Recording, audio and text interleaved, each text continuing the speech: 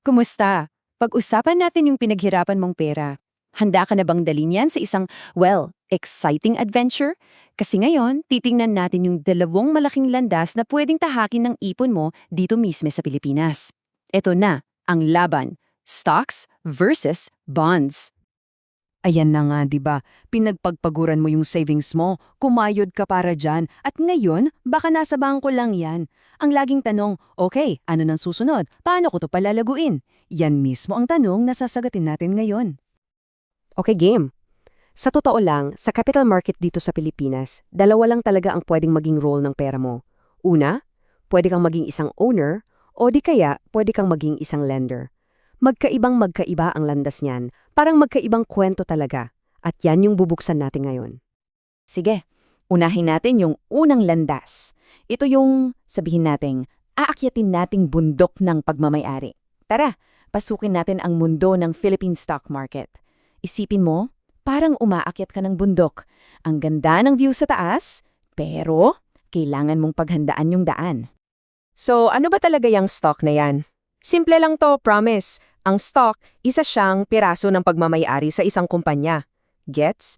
So, pag bumili ka ng stock ng, sabihin na nating, isang sikat na kumpanya dito sa Pinas, hindi ka na lang basta customer nila, part owner ka na, shareholder, ika nga. Ibig sabihin, kapag successful sila, may parte ka doon. Okay, so bilang part owner, paano ka kikita dyan? May dalawang pangunahing paraan. Una, yung tinatawag na capital gains. Simple lang ang konsepto, buy low, sell high. Bibilhin mo yung shares ng mura, tapos pag tumaas yung presyo, bebenta mo. Kitang-kita agad yung tubo.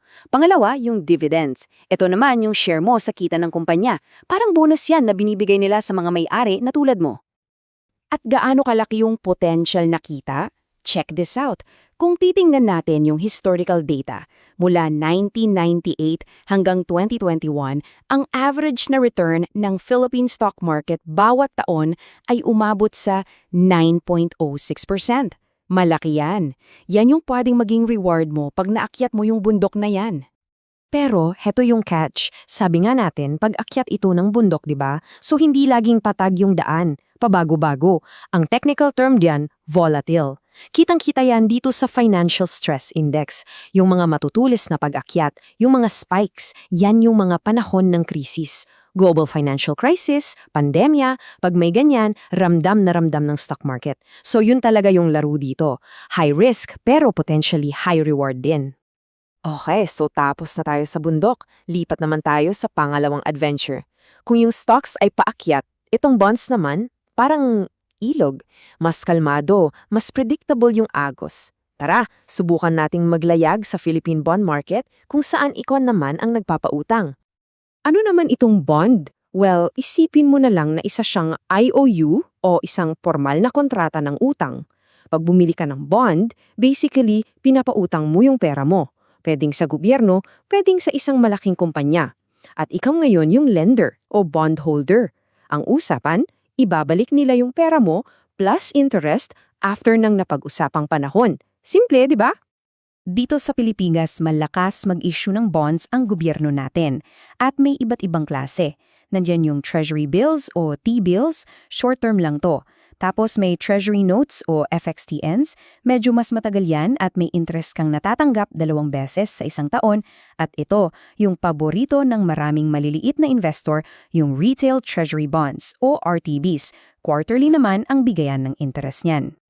At heto pa ang magandang balita sa paglalayag sa ilog na to. Hindi mo kailangan ng malaking puhunan para makasama. Tingnan mo to. For as low as 5,000 pesos, pwede ka nang mag-invest sa ilang retail treasury bonds. Grabe, di ba? Ginawa talaga siyang accessible para sa lahat ng Pilipino. So bakit nga ba mas kalmado yung agos dito? Bakit mas safe? Kasi ang mga government bonds, sila ang itinuturing na pinakaligtas na investment sa Pilipinas. Ang dahilan, guaranteed yan mismo ng gobyerno. At ang gobyerno may kapangyarihan yan ng mga kolekta ng buwis para siguraduhing mababayaran ka. So, in short, halos sigurado kang mababayaran. Ayan, nakita na natin yung dalawang landas, yung bundok at yung ilog. Ngayon, pagharapin natin sila. Ito na ang showdown, owner versus lender. Okay, i-summarize natin. Sa stocks, ang role mo may-ari ka.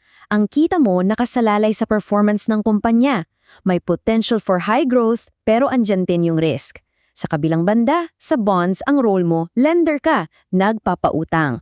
Ang kita mo, fixed income, predictable. Mas safe, mas mababa ang risk. Malinaw ang pagkakaiba, di ba? So, saan ka? Sa thrill ng bundok o sa kalma ng ilog? Ano man ang trip mo, heto yung mga super simple first steps para makapagsimula ka na sa iyong paglalakbay. Kung gusto mong maging owner at pumasok sa stocks, simple lang. Mag-open ka lang ng account sa isang licensed stockbroker. Karamihan yan online na, so napakadali lang. Ngayon, kung gusto mo naman maging lender sa pamamagitan ng bonds, pwede kang bumili direkta sa Bureau of the Treasury, sa mga bangko, o heto pa, kahit sa mga mobile app mo. Napakadali na talaga ngayon. Kaya balik tayo sa iyo. Anong path ang para sa iyo? Yung adventure at taas-babaan ng pagiging owner sa bundok ng stocks? O yung steady at panatag na agos ng pagiging lender sa ilog ng bonds? Alam mo, sa totoo lang, walang one-size-fits-all na sagot yan. Yung tamang landas para sa'yo, nakadepende yan sa mga personal goals mo, kung gaano ka katagal mag-i-invest, at syempre, kung gaano ka kakomportable sa risk. At ito pa ang isang sekreto, yung mga pinakamatagumpay na investors, hindi sila namimili ng isa lang. Madalas, sinasabay nila ang pag-akyat sa bundok at paglalayag sa ilo. At ayon, sana naging malinaw at nakatulong itong paglalakbay natin sa mundo ng stocks at bonds. Kung nagustuhan ninyo at may natutunan kayo, please paki-share, upload, paki-like, at syempre mag-subscribe na rin kayo para di mahuli sa susunod. Maraming salamat!